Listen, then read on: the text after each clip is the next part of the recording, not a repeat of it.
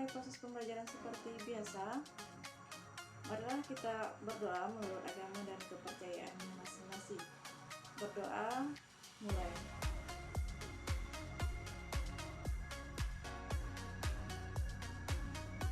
Berdoa, selesai. Apakah semuanya hadir hari ini, anak-anak? Siapa yang tidak hadir? Alpinus, kemana Alpinus? Belum punya kuota. Oke, baiklah. Nanti tugasnya menyusul saja.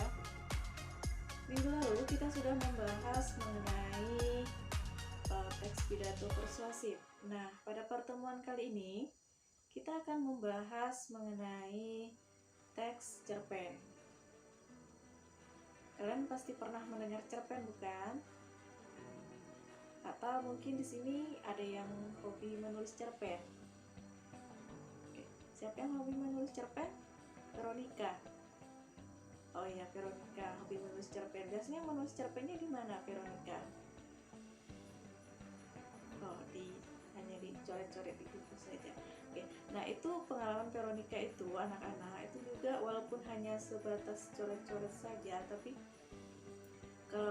karena sebenarnya cerpen itu merupakan sebuah karya fiksi atau khayalan. Jadi kalau misalnya Veronica tadi itu misalnya memikirkan sesuatu dan dituliskannya di sebuah kertas, lalu ada tokohnya, maka itu bisa dikatakan sebagai cerpen.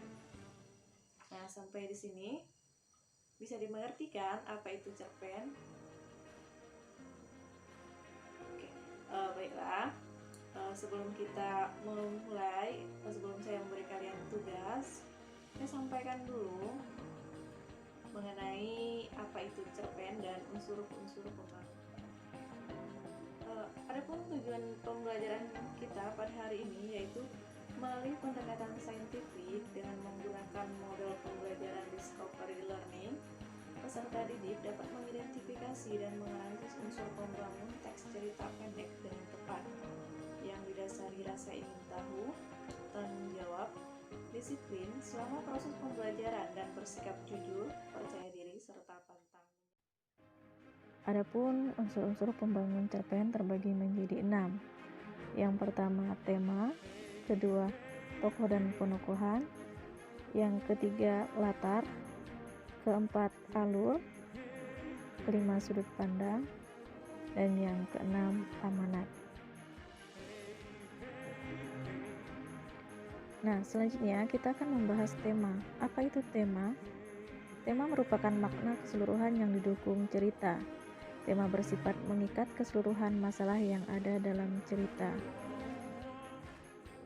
Selanjutnya yaitu unsur pembangun yang kedua, yaitu tokoh dan penokohan. Tokoh adalah orang yang melakukan perbuatan dan mengalami peristiwa dalam sebuah karya rekaan. Sementara itu, penokohan atau karakter lebih mengacu pada pandangan sifat, sikap, dan emosi yang dipunyai oleh tokoh dalam karya tersebut.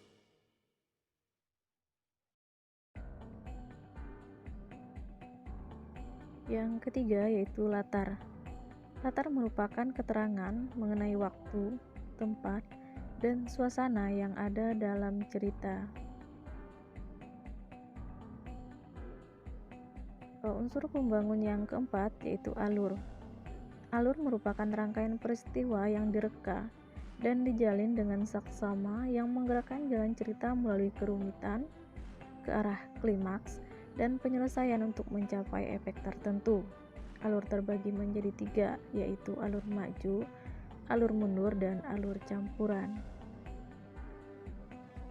Yang kelima yaitu sudut pandang. Sudut pandang adalah cara pengarang memosisikan diri dalam cerita.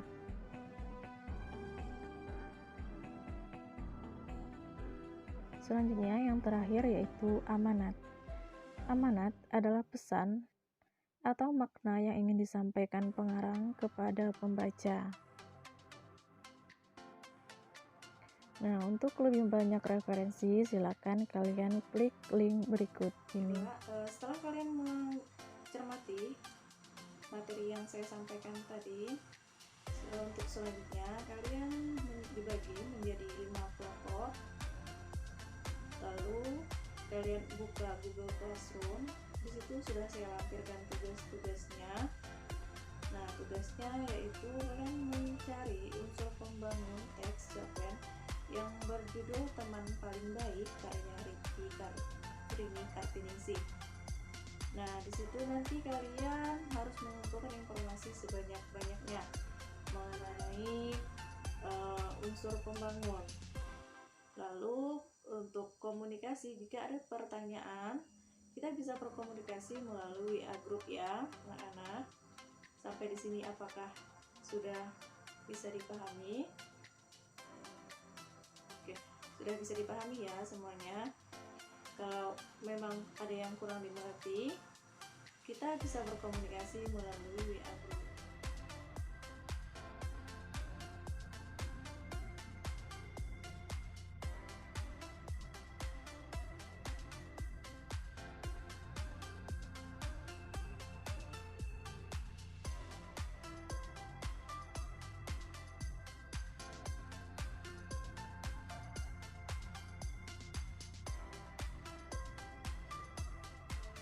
Anak-anak yang sudah mengumpulkan tugasnya. Nah, kita sampai pada kegiatan penutup. Saya minta untuk anak-anak menjawab pertanyaan refleksi mengenai pembelajaran kita hari ini. Nah, refleksi itu kalian kerjakan di buku tulis kalian, lalu dikirim melalui WA group dengan foto kalian selfie ketika kalian mengerjakan tugas.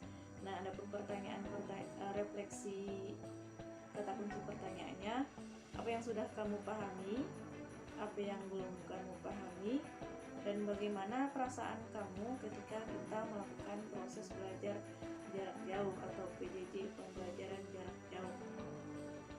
Itu ya anak-anak ya, bisa dipahami. Oke. Nah, untuk selanjutnya kita akan membahas mengenai struktur dan unsur kebahasaan teks cerpen. Nah, saya minta untuk kalian cari saja materi di berbagai sumber supaya nanti pertemuan selanjutnya kalian bisa dengan mudah memahami materi yang saya ajarkan. Nah, demikian pembelajaran kita pada hari ini. Saya harap kalian bisa kalau memang misalnya ada yang kurang paham atau mungkin ada yang ingin ditanyakan, oke, baiklah, saya anggap sudah paham semuanya ya. Atau mungkin nanti nanti kalau memang ada yang tidak paham, kalian bisa bertanya melalui WA group yang sudah ada. Oke. Nah, terima kasih atas perhatiannya anak-anak. Saya akhiri pembelajaran kita pada hari ini dengan mengucapkan selamat